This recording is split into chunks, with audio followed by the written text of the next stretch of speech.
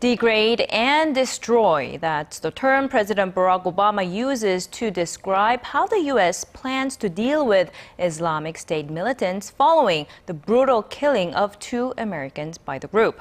Obama's pledge was echoed by Defense Secretary Chuck Hagel. Here's Hwang Sung-hee with more.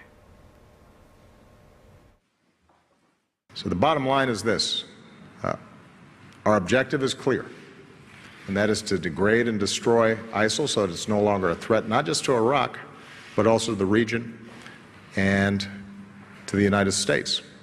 Following U.S. President Barack Obama's pledge to destroy Islamic State on Wednesday, Defense Secretary Chuck Hagel outlined the dangers posed by the terror group. In an interview with CNN, Hagel called IS something we have never seen before and added his job as Secretary of Defense is not to second-guess what may be or what's going to be.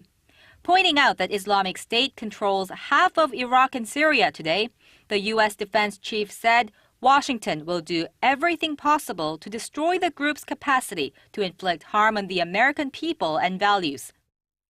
Earlier this week, President Obama said he would send 350 additional troops to Iraq to protect U.S. interests in Baghdad and in the north of the country, after another American journalist was killed by Islamic State. While a fresh battle against the extremists seems inevitable, Pentagon officials estimate the weapons, fuel, and other expenses are costing the U.S. around $225 million a month. And that could be a difficult challenge for President Obama, who now has to reverse one of the key tenets of his 2 presidential campaigns, that money once spent on the wars in Iraq and Afghanistan would be redirected to nation building at home. Hwang Sung-hee, Arirang News.